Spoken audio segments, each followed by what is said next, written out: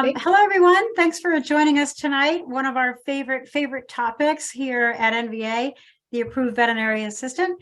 Just going to do a quick self-introduction. So my name is Janet McConnell.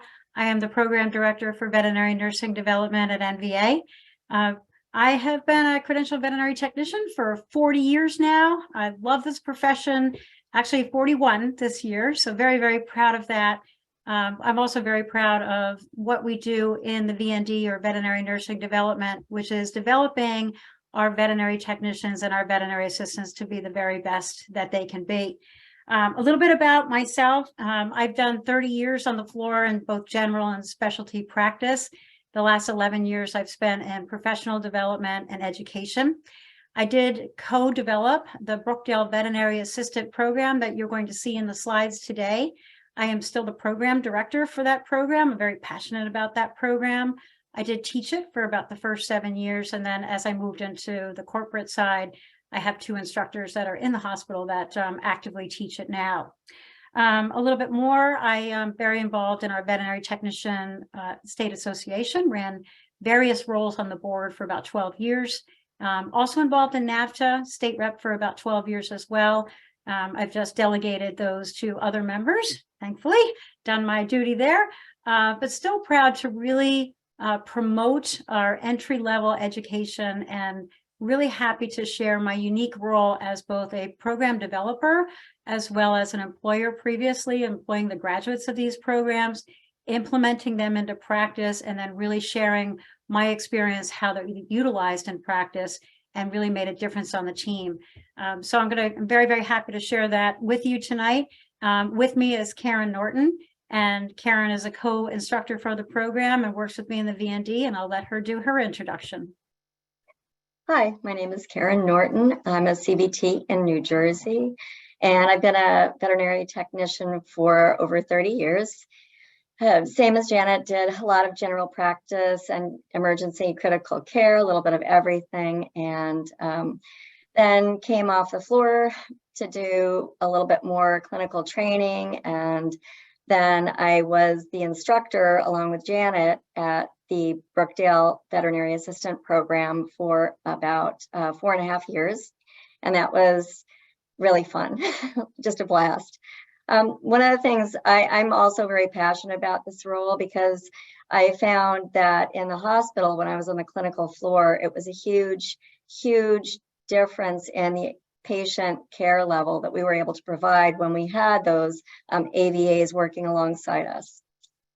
And I'm also the co-chair of our NJVTA, our state association, and I'm very active in it, and work for Janet in the veterinary nursing development at NVA. I'm the clinical training senior associate. Awesome. All right, so with that, we're going to go ahead and get started. And tonight we're just going to talk about 3 different things, 3 different buckets here. First of all, I'd really like you to learn about what the NAVTA Approved Veterinary Assistant program is and the role that the AVAs do play in the practice. I'm also going to talk about implementation tips. As I said, employing the graduates, it was really, we gained a lot of insight on how to properly implement this role into a hospital team if you don't currently have AVAs on your team. And then most importantly is the utilization. So we're really all struggling with a shortage of veterinary technicians in the field, and utilizing the AVAs. We have some sample job descriptions. We'll really show you how you can increase your utilization of your credentialed veterinary technicians you have on your team, which also in turn helps utilize your doctors better. So the whole team really wins. And I've given versions of this at AVMA Axon. I've also given this lecture at VMX. The role is only about 12 years old now, and so we're really still trying to get the word out about these. So I do hope that these examples help you and your team in discovering this. First, we're just going to kick it off with a very short polling question just to find out, are you familiar with the Approved Veterinary Assistant, the role? Have you heard of the title? Or have you heard of this role, but you just have technicians only? You don't have credentialed or educated assistants on your team? Or do you have on the job trained assistants and no AVAs or ones that have gone through a formal program? If you could just throw that in the Q&A, just so we can just kind of get a pulse on the awareness of the AVA. Every time I give this, I usually find that most people are still not aware of the role, but would really like to hear your input on that.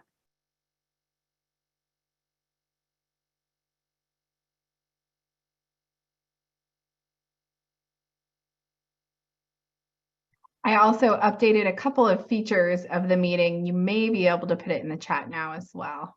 Okay. Oh, I see in the chat. Oh, I see you in the chat. See me in the chat. We'll see. I do have one answer in the Q&A. Okay. One person says they do have certified assistants. Beautiful. Excellent. Lori, your name looks familiar. I think Florida, maybe. Looks familiar name. Okay. A, not familiar. Okay. Another A.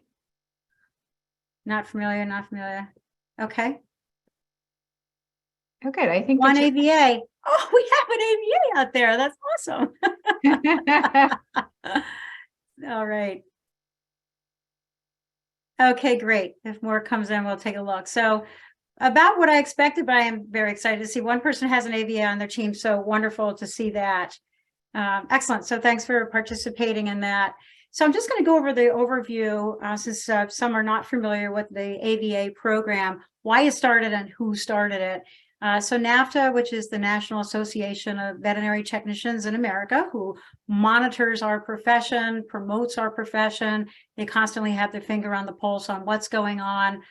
We have thousands of members in it, and with that, they are able to help us ensure that our profession is healthy and make the changes, or hopefully make the changes that are necessary. We've been working on some for a while now. They also they provide direction and education CE for our members. But most importantly here, they help develop the nationally recognized designation of the AVA. And also they help with certifications, specialty certifications, as many of you might likely know of the VTS or Vet Tech Specialist, which is that high level certification for senior technicians that have earned a specific specialty credential. So just a little history now. So in 2009, this is when all this started. And I was the director of nursing at Red Bank Veterinary Hospital at the time, very large hospital in New Jersey.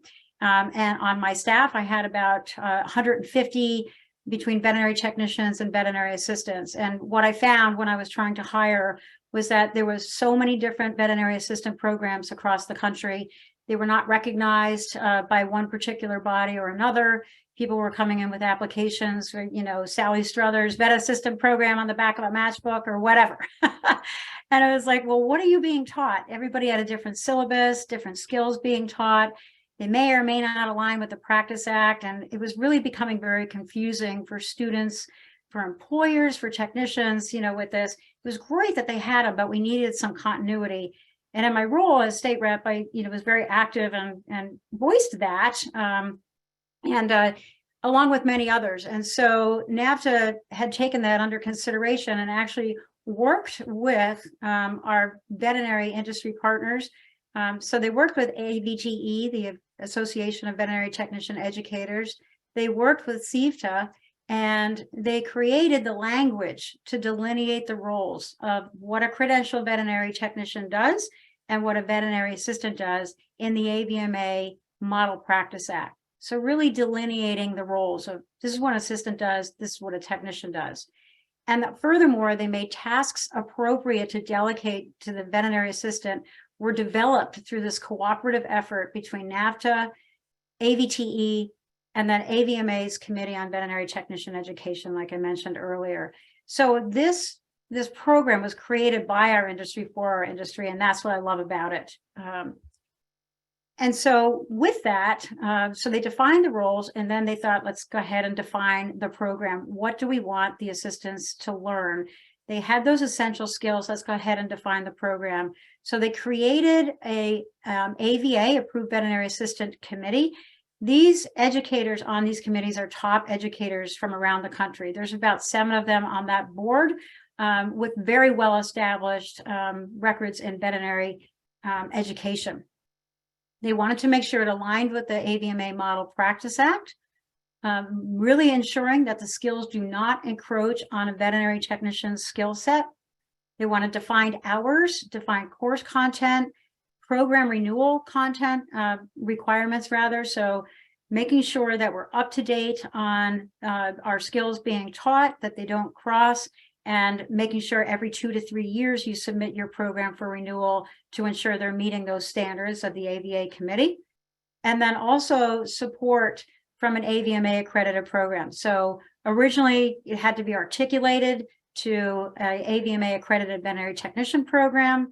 And then they went to, like, you can have a letter of support from an AVMA accredited veterinary technician program. And the reason for that is because we're trying to also build a pipeline for our veterinary technicians. So it addresses 2 needs. One, getting educated professional entry level into our healthcare teams. And the second is to ensure that they have the ability to move up into their education. So the original requirements were 75 hours didactic and 75 hours clinical.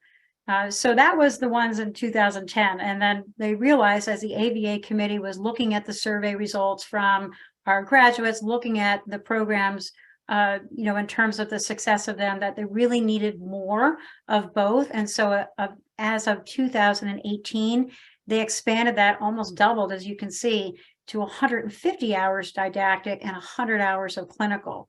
And this was a tough move, but being an instructor and also the program director, I could also understand the reason for that. And so we expanded our program. And our program has been in inception. It was one of the first 3 to come. So we've our program that I run right now is now in its 13th year. So 4 NAVTA renewals we've been through. And I can tell you, it's like going through AVMA accreditation. It's very strict. It's a lot of work to get that program renewed. And so the essential skills in the different areas, which are all listed on the NAVTA website, if you're interested, you can look on the NAVTA website, and I can put it in the chat later.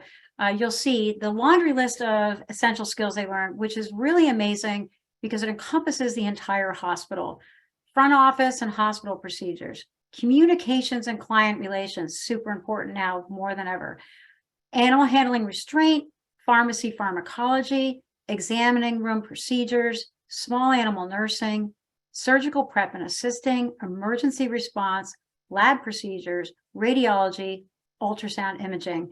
So these are our core syllabus that you'll see. And later on in the slides, you'll see some of our actual AVAs that we employed at Red Bank and the different job descriptions that we gave them that aligned with some of these essential skills. The biggest thing is that they learn the why behind what they're doing, because we hear this all the time. I've got assistants, we can train them ourselves, which, yeah, I'm in New Jersey, we're an unregulated state. So, we all work under the doctor's license, but there's no state requirement for technicians and or for assistants. However, at our hospitals that all really appreciate our assistants knowing the why behind what they're doing. And also the fact that they're investing in their education and trying to provide the best standard of care possible. So the AVA designation is earned. So once the student successfully completes the course, they are eligible to sit for the Approved Veterinary Assistant exam. This is a national exam. This is a big deal. This exam. It's created by the AVA committee for graduates only. So can't be just anybody that tries to take this exam. You have to actually enter in a code once you've completed your program that will allow you to have access to the exam. The AVA exam, the AVA designation, is earned once you successfully complete the exam with a passing grade of 75%. It has to be renewed every 2 years. So I love that they are encouraged to get ongoing CE. So 10 CE credits are required every 2 years in order to maintain that designation. And what I love about this too is that it really does, the certificate and the designation recognizes them for their contributions to the veterinary healthcare team. They've invested in their education, they're proud of it, and we love that they have earned that recognition. So in 2010, just going back a little history here, so the first programs were approved in 2010 after NAVTA announced that approval process. The first one was Front Range Community College in Colorado. The Vet Med Team online program was launched, And here's the favorite right here. The Brookdale Community College in collaboration with Red Bank Veterinary Hospital. We never do anything short. Do you like our big name? Because that's how we roll. So we were the third in the country to implement this program. And we're very, very proud of it. I'll never forget it, getting that certification letter, practically jumped through the ceiling, because it was really a big deal to submit the entire program to be approved by NAVTA. But here we are now in 2022, and look at these stats. We now have 4 online programs available for this. We have 25 high school campus programs. This has become wildly popular in the high school area. And what a great feeder way to get these students into this career right off the bat in high school. A lot of these are vocational high schools that are implementing these programs. We have 2 right here in New Jersey, and very successful. 33 adult campus programs to date, so super proud of that. And look at this, we have over 1,600 AVAs to date. There's probably more than that. I pulled the stats for this about 6 months ago when I gave this talk, and I couldn't access it last night. So I'm guessing it's a lot more than that now, because a lot of these programs are turning out graduates. That being said, it's still only 12 years old, 13 years old. So we still have a ways to go. And that's why I appreciate being able to share the news of this great role. Here is a sample curriculum of, I'm just going to choose Penn Foster because at MVA we are big partners with Penn Foster.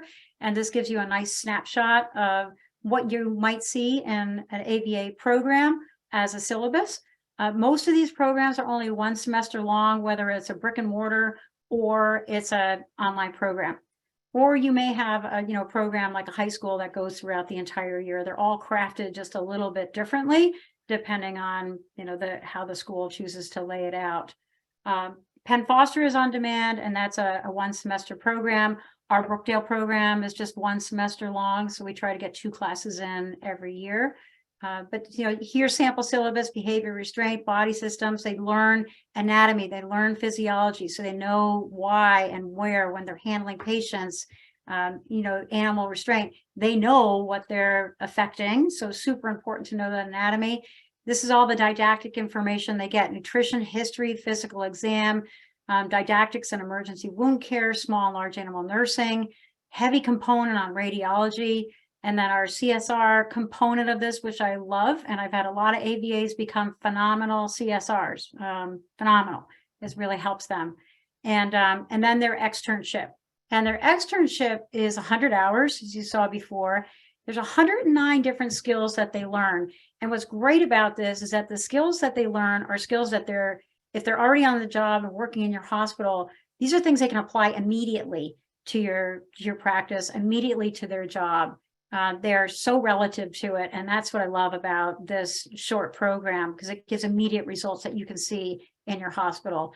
They are limited to dog and cat. There is an elective for equine in there, but programs are not required to teach the equine part. We did it virtually in just a lecture or 2. Actually, Karen did that part. But otherwise, it's primarily focused on dog and cat. So now I'm just going to talk briefly about implementing the AVA into your team. So we have the program. This is actually shot at Red Bank with our team of technicians here and one of our Brookdale students here. We put all our students in khaki color, prison color. It's not very nice, but it really kind of made them pop. So the staff, the team knew that we have students on here, and let's go ahead and mentor them and empower them, etc. But one thing I want to say about implementing, going back when this program was in 2010, and we just had all technicians on our team implementing, my tech meetings where I was giving, guys, we're going to be implementing a new role into the team. We had animal attendants similar to kennel attendants at the time, but we wanted to step it up a little bit and also give them a career path. So talking about the veterinary assistant role of the AVA, launched it at a meeting, launched it at another meeting. And I did get a little bit kickback at first because it was also brand new in the profession, mostly from technicians. Like, are they going to take our job? Like, are you sure? And I was a little bit surprised about that. But so we had lots and lots of meetings. So I'm going to share how we successfully implemented them, so the technicians really knew what a benefit this was going to be for them and how it was going to improve the overall care for all of our patients and improve everybody's workday and utilize everyone better. So meetings, yeah, we were really big about meetings. So one of the first things to do was educate the entire team about what is this role? What is the education they get? What are the skills they're going to be taught? So everybody knew and didn't feel either threatened or any other feelings that they may have.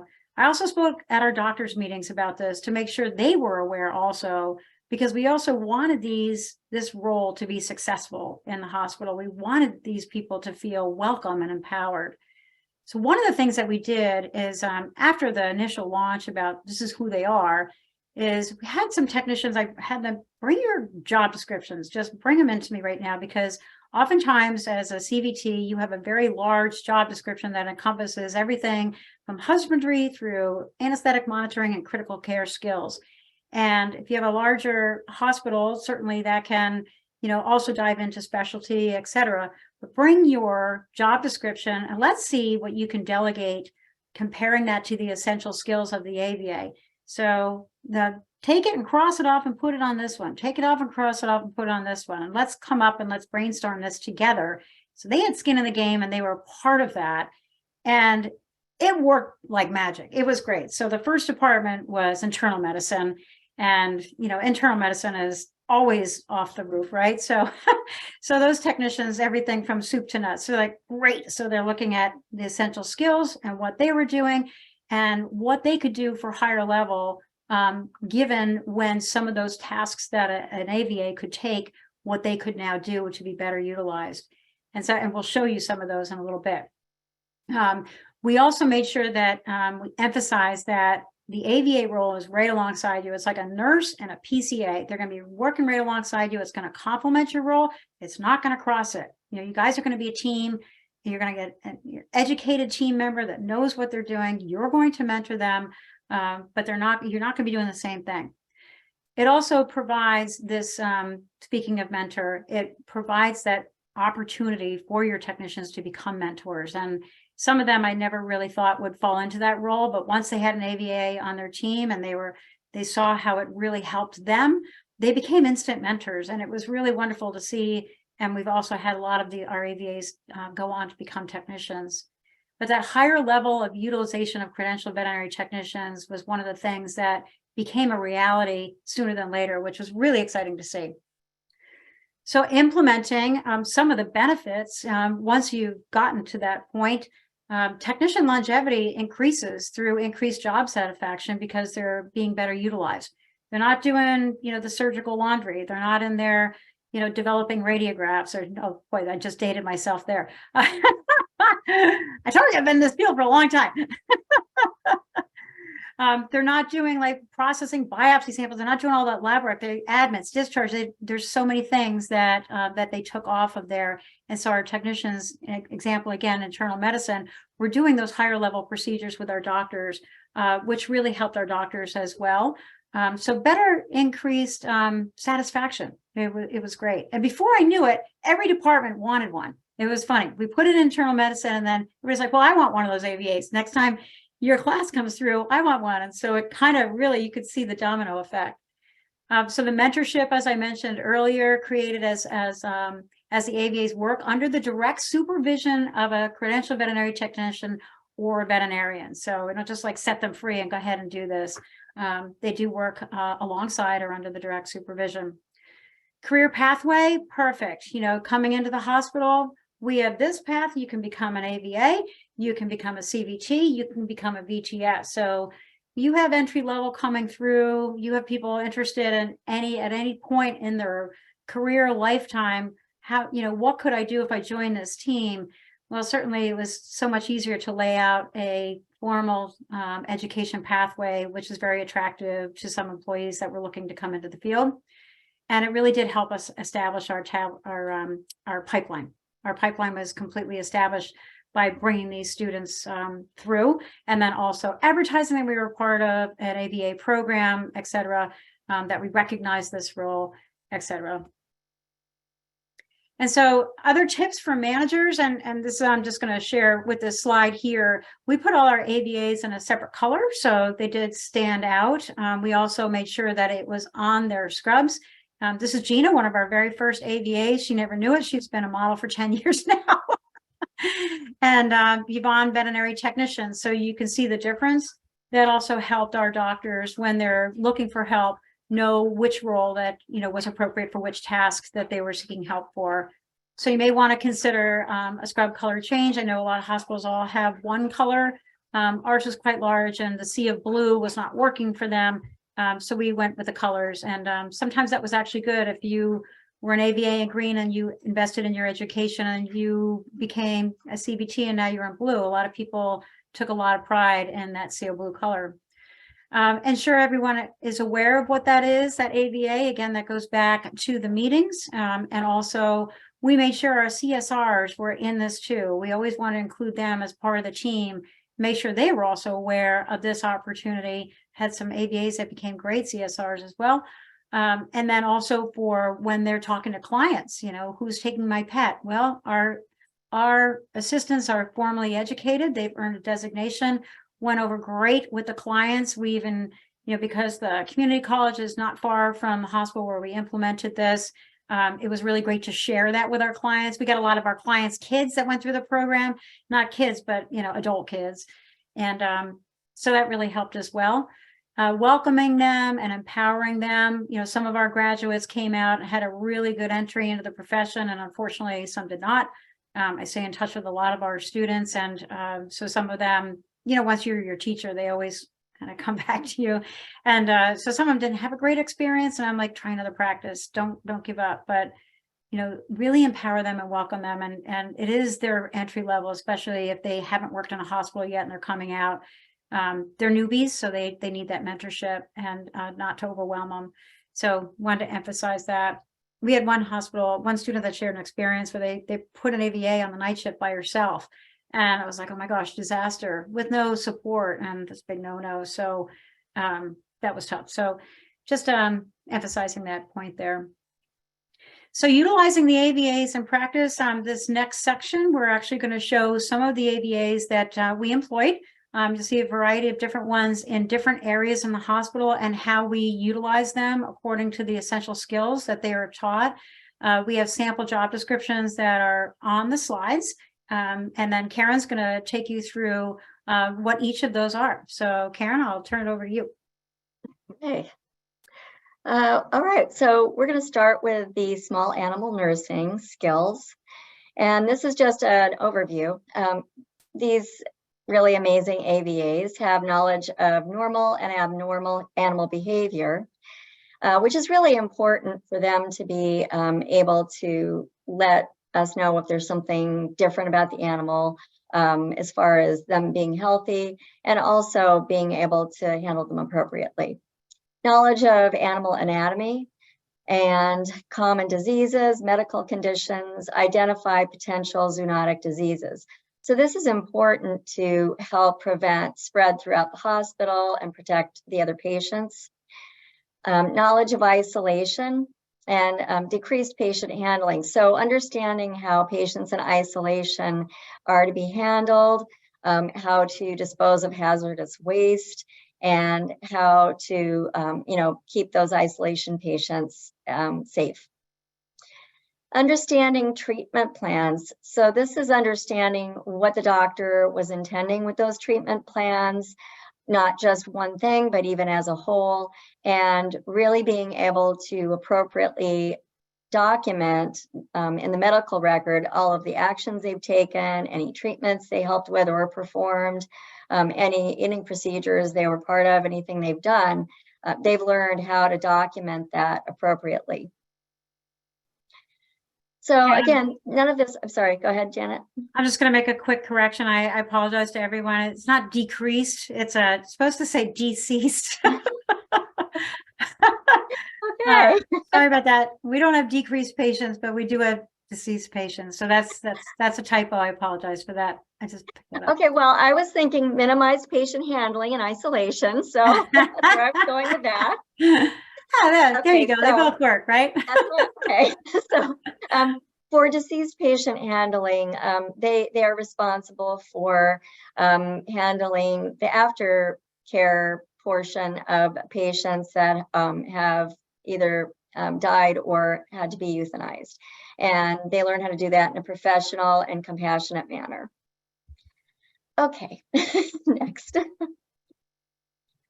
So sample job description for outpatient clinics would be vital signs are really, an important basic thing. That's temp, pulse, respiration.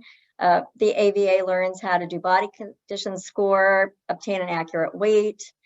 And most importantly, they are able to provide care and maintenance of the exam room equipment, otoscope clippers, and also really make sure that that room is completely stocked, clean, and ready for use.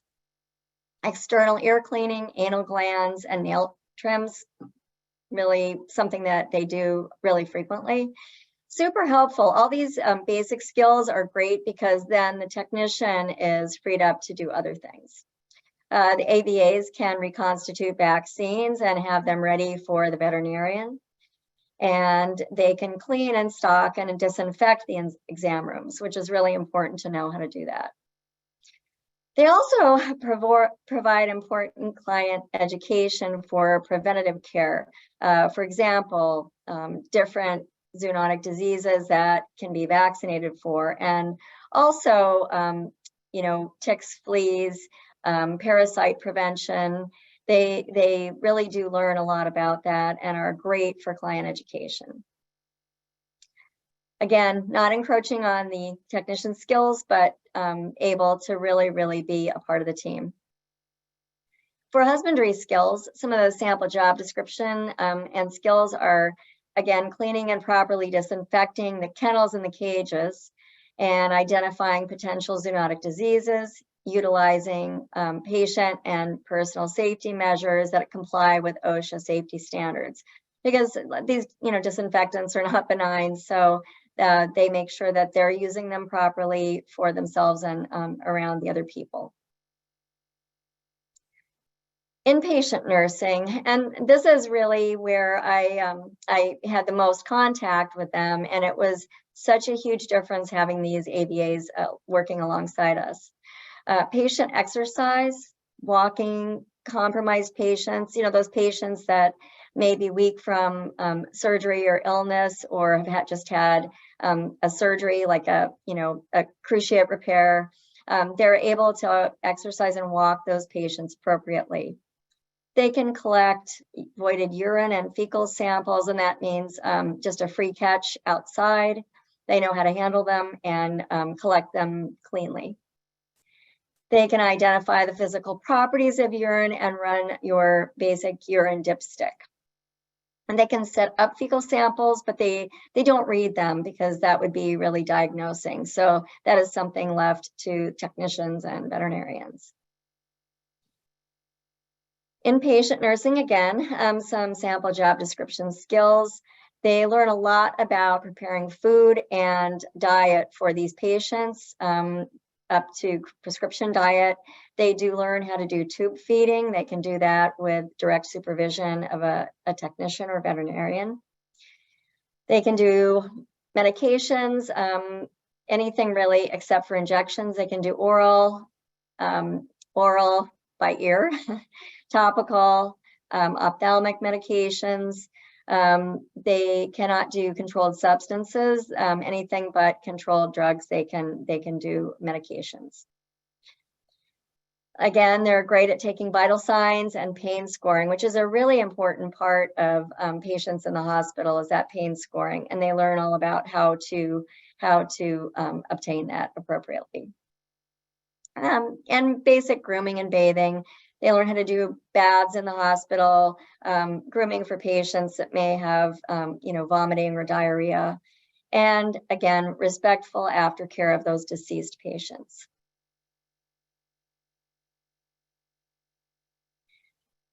Client relations, again, we've had some really amazing AVAs that ended up in client service, but client relations for patients that are in the hospital is so important, and it is something that's totally appropriate for them to do. They learn how to professionally communicate and document during using medical terminology, and they can actually give comfort checks and patient updates to the clients as per doctor's instructions. And that's really going to make a big difference, because sometimes the doctors and the technicians get too busy to pick up a call or call the client right back. And this makes it easier for the client to hear back sooner, and it makes them much more easy. Callbacks and scheduling appointments, really important. A lot of the AVAs will help with patient callbacks, patient new appointments, rechecks, and again, client relations. Patients' admits and discharges. Now this is huge, because that's something that was traditionally done by either the surgery tech or the technician that was doing all the admits for the day. And this way, those technicians can be freed up to do other procedures and filling out the appropriate forms needed. Surgery, really, really, really important. Surgical suite and equipment maintenance, as far as sterilization techniques, surgical pack preparation and gowning. Preoperative patient prep assistance, intraoperative patient positioning, getting the patient ready for however the doctor needs to approach the surgery, and understanding the surgical instrumentation, making sure it's operating appropriately.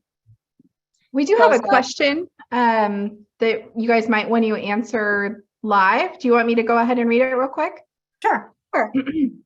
It says, is this offered or has it been presented to career centers for high school students seeking a trade, or within community colleges for their support and buy-in as a program they offered through your establishment?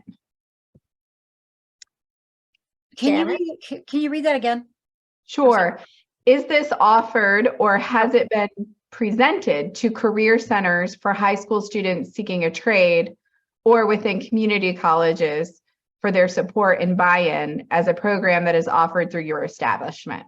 Yes. Yes to both, actually. So a lot of high school, actually, when I was at the hospital, we did a lot of high school career fairs and promoted the AVA program that we created and still run through Brookdale Community College.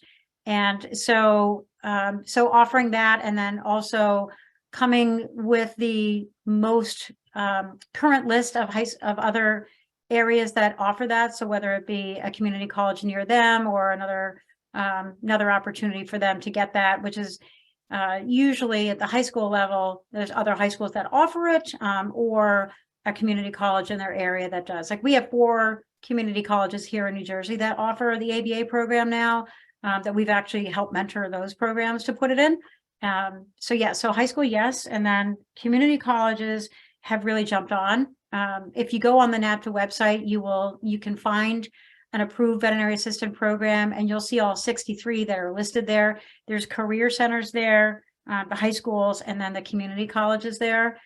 So some states have really jumped on, and some have multiple different community colleges within the state that offer it. And then there are some states that, have it in career centers, et cetera. So that's the best place to find a program, is to go on the NAVTA website, which I'll put it in the chat now.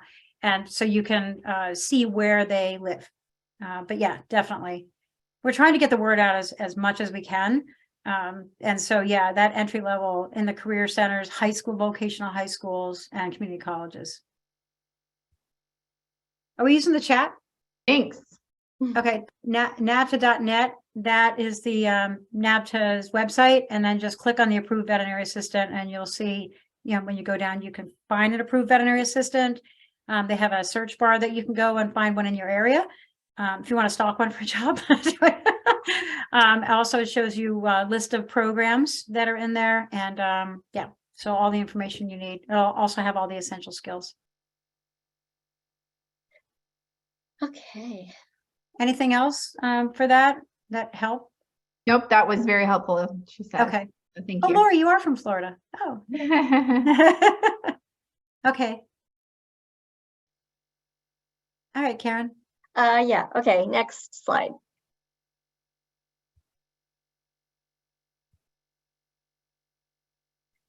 Okay, preoperative surgery skills include patient restraint while the technician places IV catheter and induces anesthesia.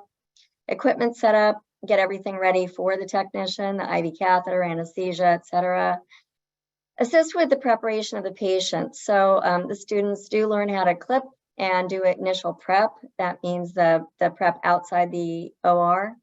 They learn how to use aseptic technique and monitor patients during that preoperative period. So they may monitor while the technician is doing other things. Next.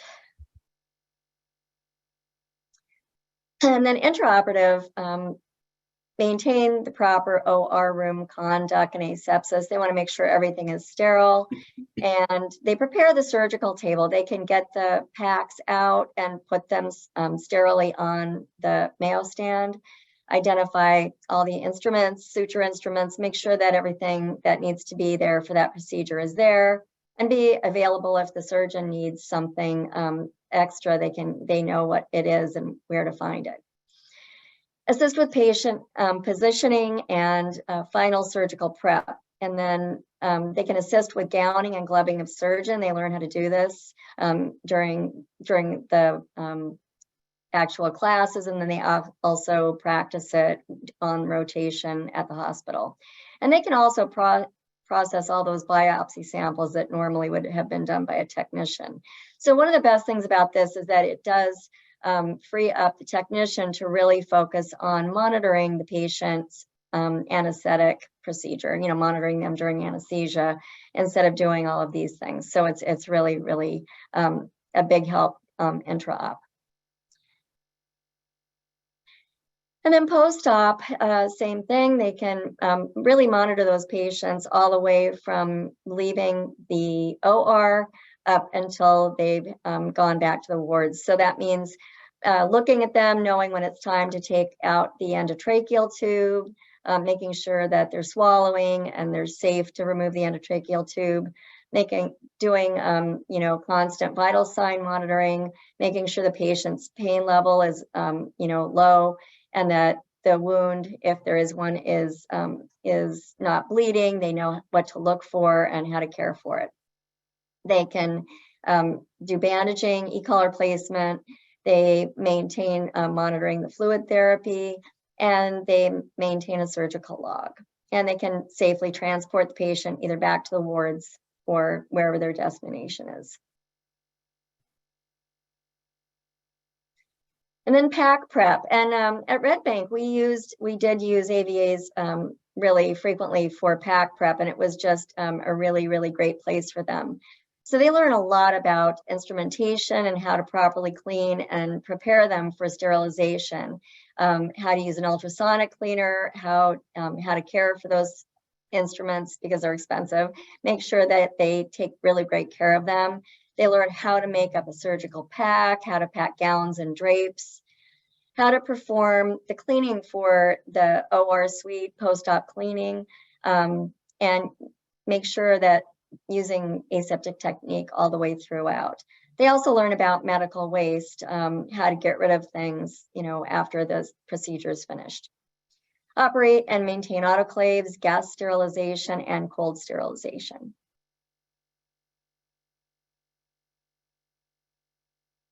And imaging, another place we used a lot of them in radiology. In fact, they're a big part of radiology at Red Bank. So radiology safety, required logs, quality control. They learn a lot about how to do radiation safety, the importance of all of the lead gear, glasses, thyroid and gloves, how to do patient positioning to obtain the best radiograph. And this is really important so that we're not doing, exposure after exposure. They get it right the first time.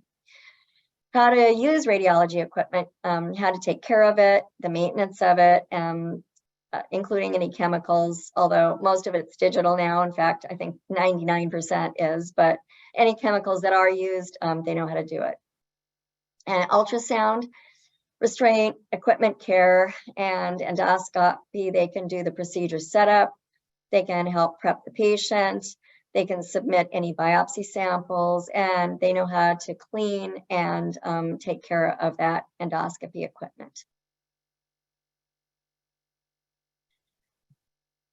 So some sample job descriptions for radiology would be to, assist with completion of radiographs. You can see here the AVA is helping Kevin, who's in the blue scrubs, measure for and position for patient radiographs. They learn how to label, file, and properly store film or digital radiographs. They may need to know how to store something that comes from an outside veterinarian. Care and maintenance of radiography equipment, which is really important, and maintaining that X-ray log. Ultrasound is something that we utilize them a lot for as well. So patient restraint for ultrasound can be tricky. So it's great to have somebody who really knows a lot about the anatomy and physiology of the patients and how to do patient handling to make them comfortable and get the procedure done accurately. So they can hold them for standing, lateral, sternal, and dorsal restraint positions, whatever the person doing the ultrasound needs, they are able to position them appropriately. And they can assist in collection of blood samples and do admit and discharge for those outpatient procedures such as endoscopy and radiography.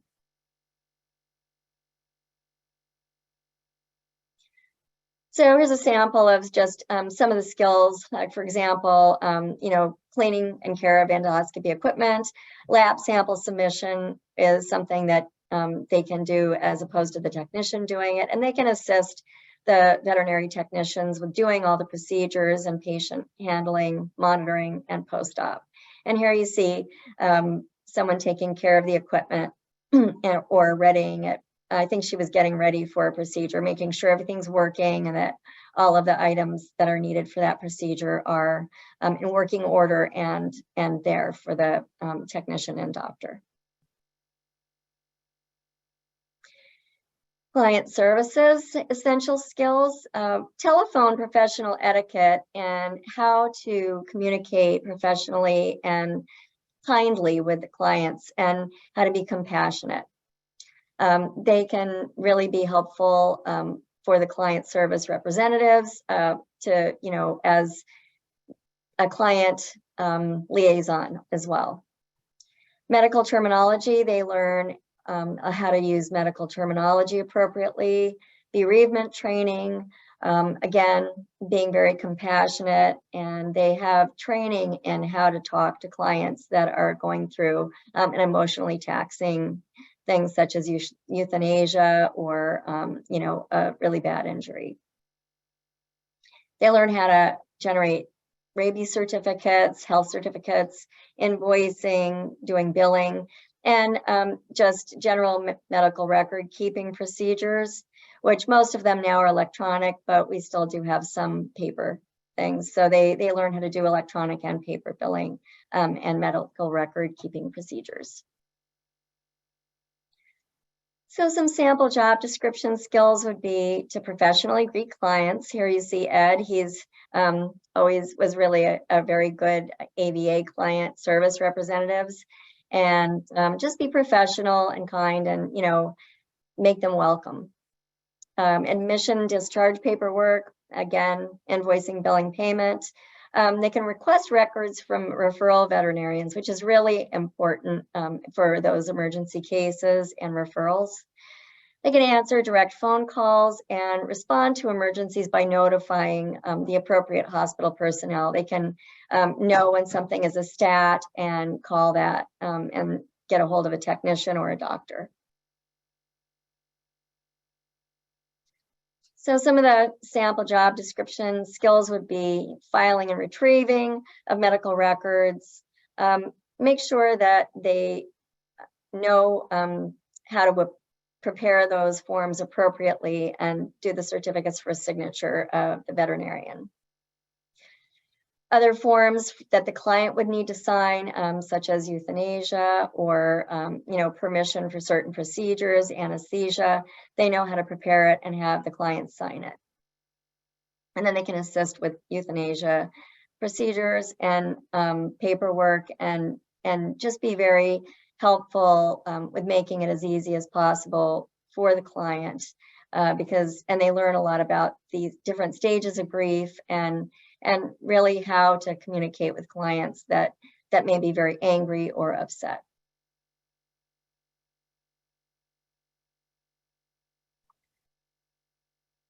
Okay. Thanks, Karen. Yes. Thank you. So I'll finish it up here. So basically, you know, we've talked to you just about how we implemented it and the different roles, and you saw the different AVAs we had in practice. We still do. We probably have about 20 of them over at Red Bank. Every class, we always snag one or two after clinical when they come through. But really wanted to emphasize about, you know, how do you reap the benefits about this, but just making sure you understand that the AVA is just an educated entry-level team member, really providing our technicians the opportunity to be better utilized for high-level skills. And a lot of the slides that Karen went over really emphasize that, especially the ones in the surgery department, can really make an impact there. AVA helps provide a solution to the technician shortage across the country by increasing the retention of your credentialed veterinary technicians. They feel better utilized for the skills they were trained for, and they also become mentors. And so I love that about this role, how it's really helped the team solidify. We have AVAs that started when we first started this program. They're still at the hospital. Some have come on, become a credentialed veterinary technician. Some of them are just a great AVA, and that's where they want to be, and they rock it. So really is a great way, you know, for the whole veterinary healthcare team shortage that we're experiencing. And boosting your team efficiency, because they have that education, there's a trust in there, which increases utilization. So it makes everybody more efficient in the skills that they've been trained for. And ultimately providing the best level of care at the end of the day. That's what it's really all about. And action steps that you can do is speak to your technicians, potentially about elevating their current job descriptions and compare it. Even if you don't have an AVA yet on your staff, you could always start that groundwork now by having these conversations about, if we brought somebody in with this skill set, you know, and what could we do to increase your clinical skills to make you feel better utilized and practiced, and us take advantage of your training and education. And explore the NAVTA website. I put it in the chat here. Well, it's obviously right here. To check out the AVA programs. They just redid the entire AVA page. It looks wonderful. We have our own logo on there. It's got a full listing of all the AVAs. Again, the programs, the graduates, the essential skills, everything you need to know. Karen and I can be both reached here. We both work in veterinary nursing development, which is now serving all lines of NVA. So we're welcome any questions at any time. You can feel free to email us and directly about these. We're really the SMEs on these programs because we've been involved with it for so long. And I'm still involved with it heavily. So happy to answer those questions that you may have. You may wake up at 3 o'clock in the morning like, darn it, I forgot to ask that question. But certainly if there's any questions here now, we're happy to take them. I'll leave this slide up here with our email addresses and our contact information.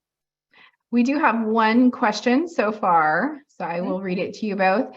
It says, I want to know if accredited veterinary tech programs allow AVAs to skip classes, etc., or do they start the tech courses from scratch? Oh, that's a great question. So, some approved veterinary assistant programs will have an articulation agreement in place with an AVMA accredited vet tech program. For example, the Brookdale program that I run is articulated to 2 AVMA accredited vet tech programs. The first one is Bergen Community College.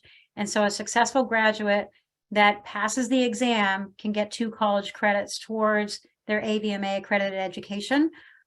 They can also choose to articulate to Harcum Veterinary Nursing and get 5 college credits towards their program. So it's all dependent on the program that the student chooses, and they should investigate whether that program does have an articulation agreement in place. Some do and some don't. It all depends on the program. So it's a great question and a great point to raise when you're looking and evaluating which programs that either you want to send someone through. Perfect. Mhm. Thank you. Any other questions out there? If you want to put them in the Q&A or in the chat, we can take those. And if not, feel free to email Janet or Karen directly.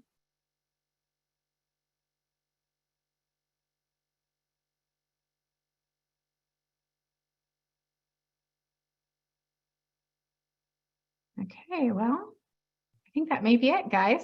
All right. Well, look at that. Right on time. Yeah, perfect. Time to go Christmas shopping.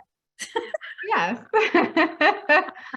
Thank you so much. This was so helpful. And yeah, thank you for all that you do for the profession. Oh, you're welcome. It's our pleasure to be here. And certainly if we can help with anything afterwards, feel free, email anytime. This is one of our favorite topics. So Awesome. thank you for joining, everyone. All right. Thanks. Have a great evening. All right. Have a great evening, everyone. Bye. Have a great evening.